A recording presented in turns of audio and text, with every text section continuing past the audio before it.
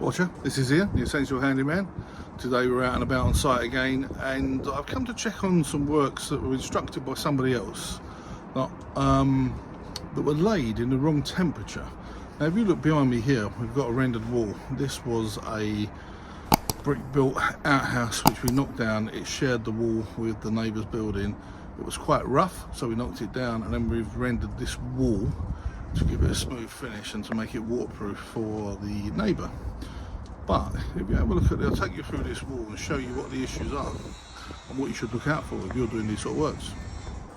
Okay, so at first glance you would think this would be a nice simple job. It's just a rendering job. It is now the 30th of January 2023. This was laid in 2 coats. So first of all we had a scratch coat put on, and then secondly we had another coat put on, the top coat. Now I don't know if you're aware that rendering, brickwork and concrete work should only be done in temperatures where it is 4 degrees, at least 4 degrees, and the ruling is and rising. So the temperature has to be at least 4 degrees, and it's not scheduled or should not go beneath 4 degrees C. This instance, you'll see from what I put on the screen, it was laid in 5 degrees but went down to 0 degrees overnight. What this does, it allows frost to affect the water molecules within the wall. They freeze, water expands when it freezes.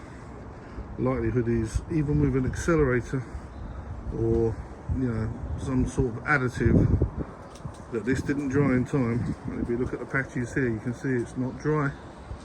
The likelihood is this may well have the scratch coat delaminate from the subsurface, which is the brickwork, or the 2 coats themselves may well delaminate. So what we're going to be looking for now, in this instance, I won't be telling the contractor to come back and hack it off, but we'll be saying to him, we're aware that you did it in the wrong temperature. We are going to keep an eye on this. The contractor does a lot of work for the company that I'm representing today, and they won't want to lose their contract, so we'll be saying to them, we're going to keep an eye on this. If there's any issues in the next 6 to 12 months, we will be expecting you to come back and put this right at your expense. And the type of things we're looking for is, if you knock on the brickwork, we're going to be listening for hollow sounds, patches where it's hollow, which means it's delaminated. We'll also be looking for cracks. So we're not going to expect to see it at the moment, but we come back periodically, 6 months, 12 months, or just let the tenant know what's going on. These are trail marks, they're not cracks. So we'll be coming here, we'll be looking for cracks in the plaster to show that it's delaminated, and you will when you knock on it, hear a hollow sound.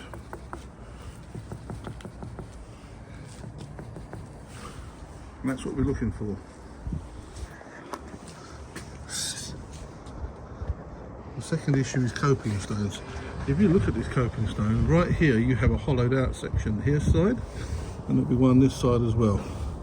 This is what happens. So moisture hits the top of the coping stone, it's slanted, so it runs down here, runs down the face, and then quite often by sort of wind or capillary attraction, depending on what's touching it, it'll run here, it'll hit this drip, it's called a drip, because it goes up, rainwater doesn't flow up, it'll hit the drip and it'll drip down onto the floor. This contractor has put this coping stone, it's too narrow, so it will soak this wall before it hits the drip. So I'm going to be asking the contractor to come back, replace all of these coping stones there, and also tell him I'm going to be keeping an eye on this wall for 6 to 12 months to see whether or not we've got any issues. There you go. Hope that was of some help to you. Hope that helps you if you're ever facing a similar situation where you've had a plasterer, a bricklayer, concrete worker come in.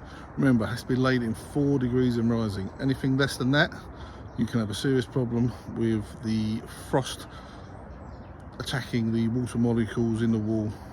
Accelerants do work, but they wouldn't have worked this quickly because they'd have had less than 12 hours in which to cure. and that's just not enough. Thanks for joining me today.